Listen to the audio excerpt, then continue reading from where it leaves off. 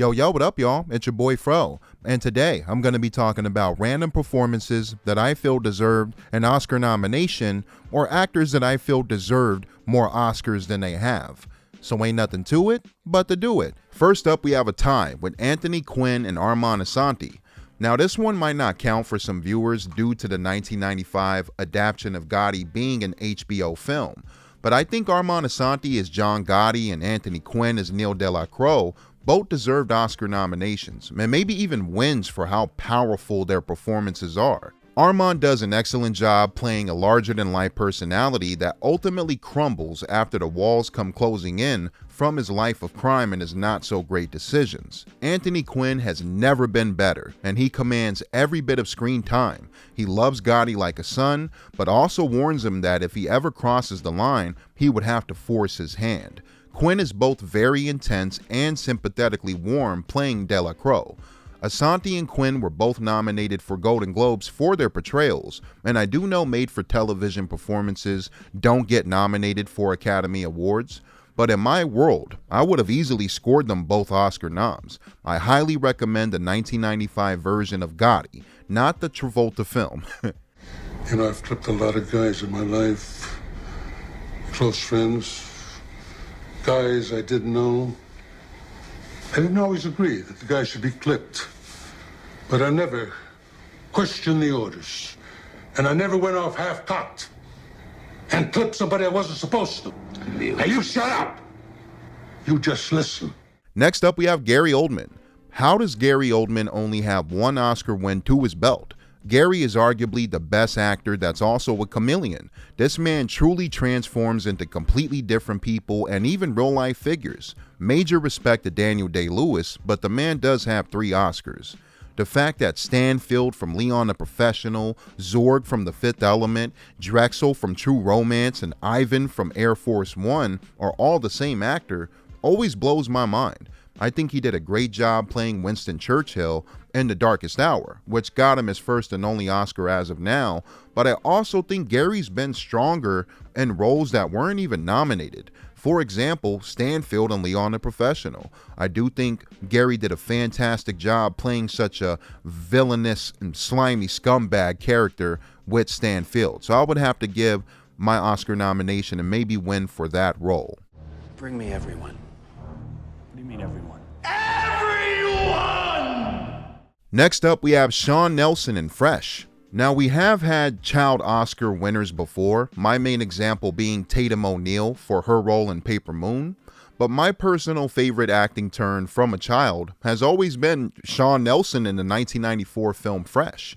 The movie and its subject matter is extremely mature and dark, but Sean does a great job playing the title character, who happens to be a drug runner that wants to save his drug-addicted sister from the horrors of their New York neighborhood and a local drug kingpin played by Giancarlo Esposito. Sean is bone-chilling and cold-blooded when Fresh has to maneuver through life-or-death situations, and even manages to outsmart the villains using an analogy given to him by his chess-playing father Sam, played by Sam Jackson. If not an Oscar win, Sean definitely deserved a nomination for his role as Fresh. Damn, I give me a Ferrari Testarossa V12 engine. Give me a Porsche 930 straight 6 turbo engine. Give me a Vector B12 twin turbo. Go from 0 to 60 in 7.8 seconds. So don't even talk. Yeah, but who cares? Because you ain't never going to have $1 million anyway. I will too. Who's tripping now? Ain't nobody tripping. I'm going to have it. Someday I'm going to have it.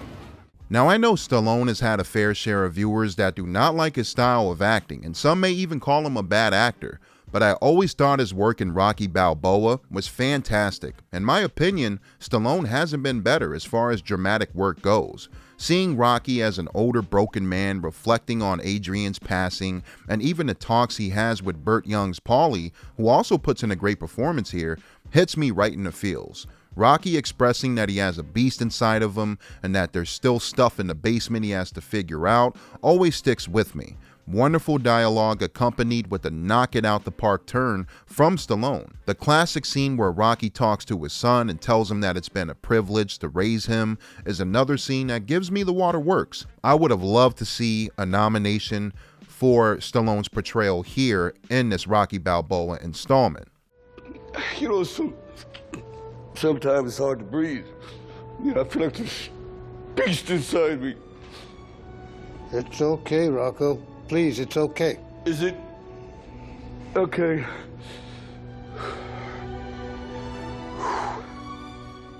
Next up, we have Leonardo DiCaprio and Samuel Jackson in Django Unchained. Now, Leo got a Golden Globe nomination for his villainous performance as Calvin Candy, but he walked away with no Oscar nomination.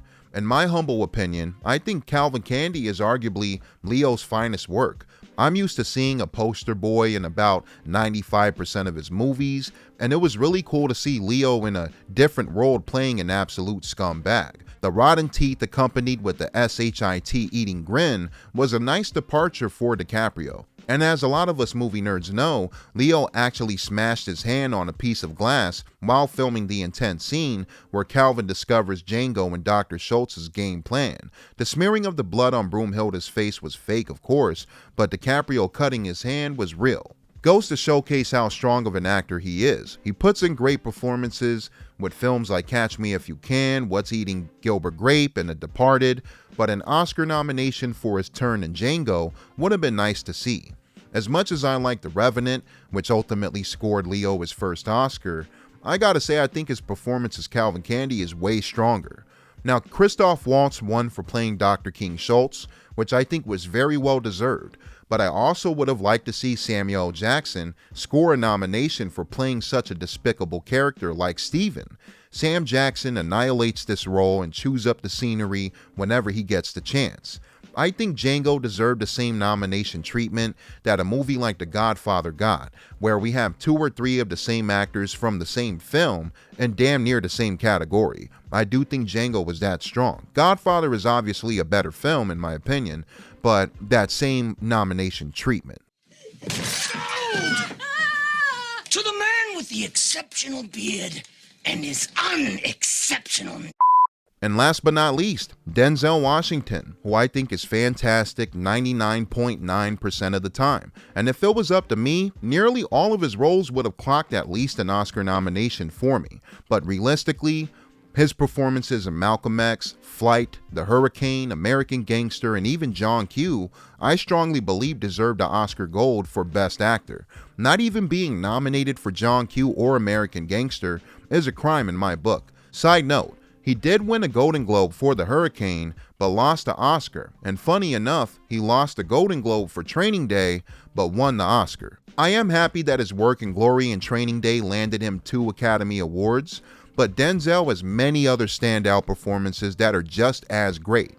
I do disagree with the folks that say Training Day was the makeup Oscar for snubbing Denzel's portrayal in Malcolm X.